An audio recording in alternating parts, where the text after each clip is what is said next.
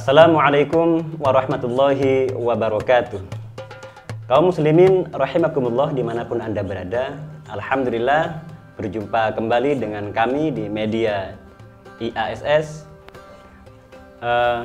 untuk membahas dan berbicara tentang hal-hal yang berkaitan dengan ibadah puasa kita selama bulan Ramadan ini.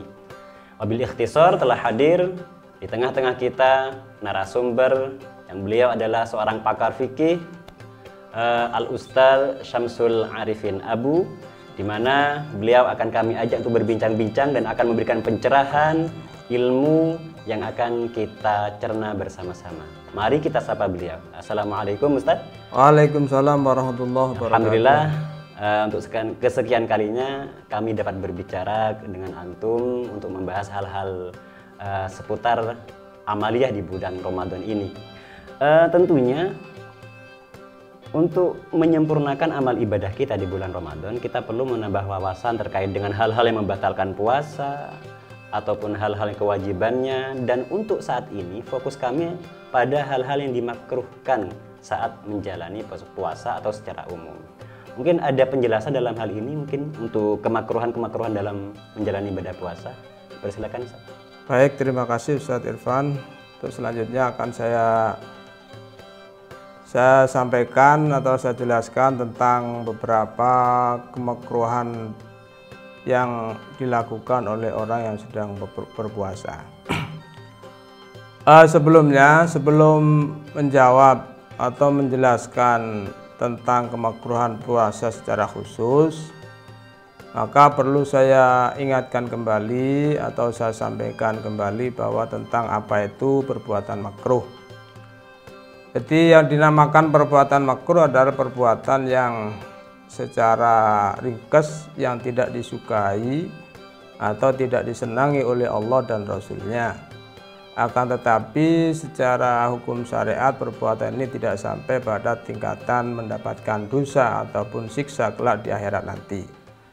Jadi sekalipun tidak disiksa atau tidak dapatkan dosa, akan tapi perbuatan ini secara keseluruhan tidak disenangi, tidak disukai oleh Allah Subhanahu wa Ta'ala dan Rasulnya, sehingga menurut orang-orang ahli tasawuf perbuatan makruh juga perlu ditobati. Jadi orang yang melakukan perbuatan makruh, maka setelah perbuatan-perbuatan yang haram ditobati selesai semuanya, pada akhirnya perbuatan makruh pada gilirannya ketika yang dosanya sudah habis ditobati, misalnya tinggal makruh-makruhnya, bahkan juga yang khilaful aula juga menurut ahli tasawuf perlu ditobati juga. Karena apa? Karena itu karena harapannya orang sufi itu ingin dicintai oleh Allah Subhanahu wa Ta'ala. Jadi kalau ada sesuatu yang masih belum perbuatan yang menyebabkan tidak disukai, tidak dicintai Allah, maka dia harus merasa meminta maaf kepada Allah Subhanahu wa Ta'ala atas perbuatan tersebut. Jadi dalam pandangan sufi, hal yang tidak disukai Allah itu ya sudah perbuatan dosa. Bagian dari dosa, bagian dari sesuatu kesalahan ya. Dalam pandangan sufi begitu. Dalam pandangan sufi, pribadinya merasa bersalah ketika melakukan perbuatan yang tidak disukai oleh Allah Subhanahu wa Ta'ala, sekalipun itu tidak berdampak pada dosa. Oleh karena itu, untuk orang-orang tasawuf, perbuatan makruh juga perlu ditobati. Selanjutnya perlu saya sampaikan bahwa kemakruhan-kemakruhan di dalam puasa ini kalau dilihat itu sangat banyak sekali. Jadi ada ulama yang memang mengarang kitab menjelaskan secara khusus bab makruhatus shaum, seperti di kitab Tahrir atau di Tuhfatul Tullab itu ada langsung secara khusus satu bab mengatakan makruh. Ada juga yang tidak menjelaskan secara khusus tentang makruh, tapi langsung dipahami dari perbuatan-perbuatan yang sunnah. Jadi secara global ketika tarkus sunnah, maka dia berarti masuk pada perbuatan makruh. Oh, jadi kebalikan dari puasa sejatinya adalah diantaranya adalah ketika tarkus sunnah, maka dia adalah makruh. Ya. Termasuk ada yang bagian dari adab. Ketika meninggalkan adab ini juga berarti dia melakukan kemakruhan. Kemudian dari beberapa diantaranya yang mungkin sudah dijelaskan di penjelasan yang sudah lewat, nantinya adalah seperti makruhnya bersiwak, khususnya atau sikat gigi ya, pakai pasta gigi, khususnya setelah waktu zuhur, juga makruhnya mencicipi makanan. Kemudian dari sini saya bisa melihat bahwa kemakruhan puasa itu saya bisa menyimpulkan pada 3 bagian atau 3 kelompok. Dari sekian banyak itu bisa saya simpulkan kurang lebih ada 3 kelompok. Pertama, saya jelaskan bahwa ada kemakruhan puasa yang jika dilakukan secara berlebihan maka dapat berdampak pada batalnya puasa. Artinya jika kemakruhan ini dilakukan secara berlebihan, tidak bisa ditangani, tidak bisa diatasi, tidak bisa ditahan, maka bisa berdampak pada puasa secara syariat, yaitu yang mananya imsak tadi itu. Jadi menahan lisannya, menahan farjinya yang dari masuknya sesuatu atau masuk pada sesuatu itu ya. Seperti misalnya pertama saya contohkan seperti orang misalnya orang makruhnya mencium istri ya. Jadi termasuk makruhnya puasa adalah mencium. Jadi mencium istrinya sendiri dicium pada saat puasa di siang hari hukumnya makruh. Itu pun di penjelasan ulama jika tidak bangkit syahwatnya. Jadi tapi kalau dengan mencium kemudian bangkit syahwatnya, keinginan birahinya bangkit, kemudian sampai berujung pada hubungan suami istri pada siang hari, otomatis dia akan batal puasanya gara-gara melakukan awalnya makruh tadi itu.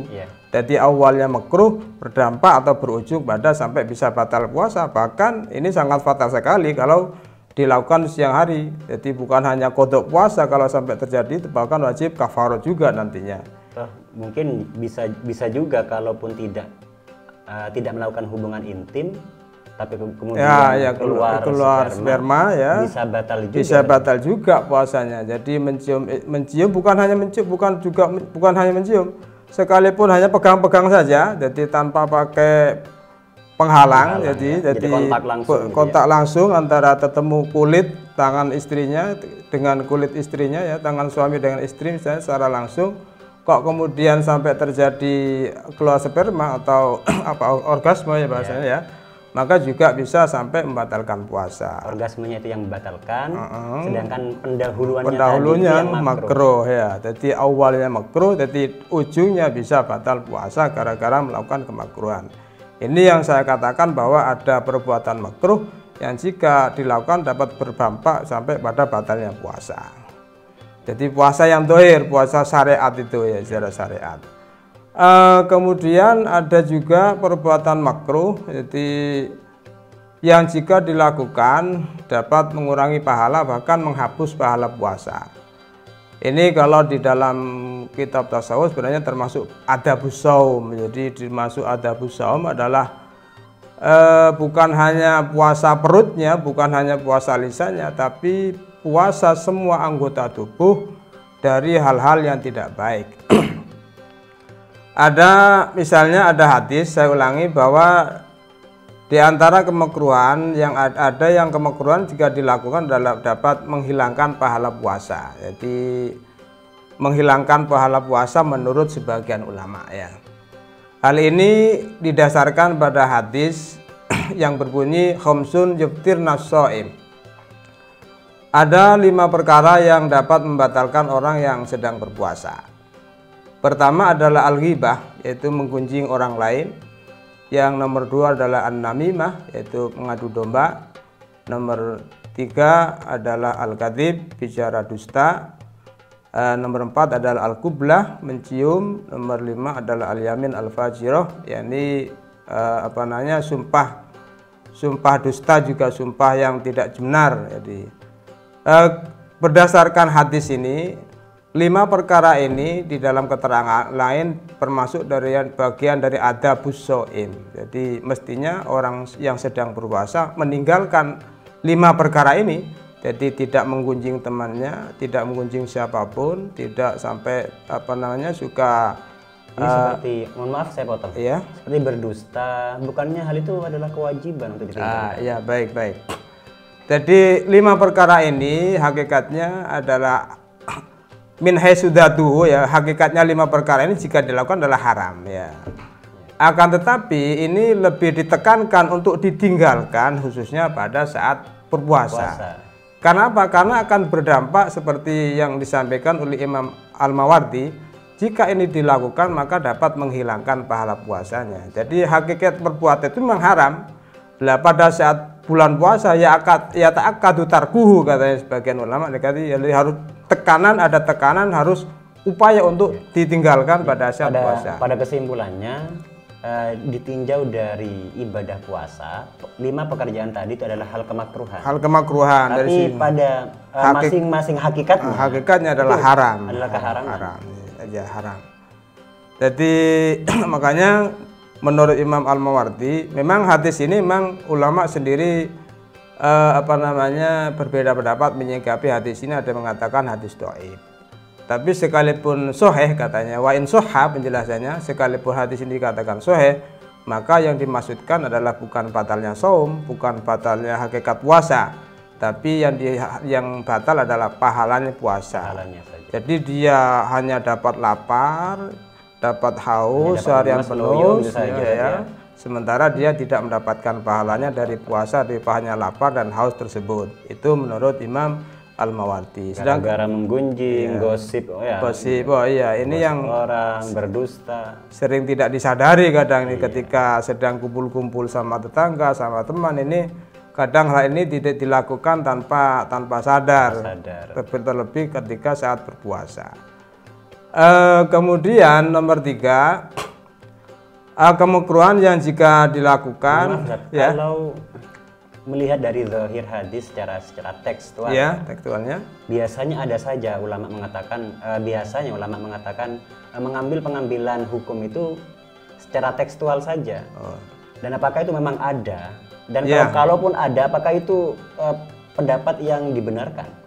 Ya, jadi menurut para madhab yang 3, khususnya di madhab Syafi'i, Abu Hanifah dan Imam Ahmad, hadis ini dikatakan tadi itu, jadi tidak sampai dikatakan pada batalnya hakikat puasa. Tapi ada juga di antara 4 madhab itu ada yang mengatakan, yakni Imam Ahmad, menurut beliau bahwa memang hakikat puasanya yang batal. Puasanya yang batal. Gara-gara berdusta, gara-gara gosip, gunjing dan terusnya.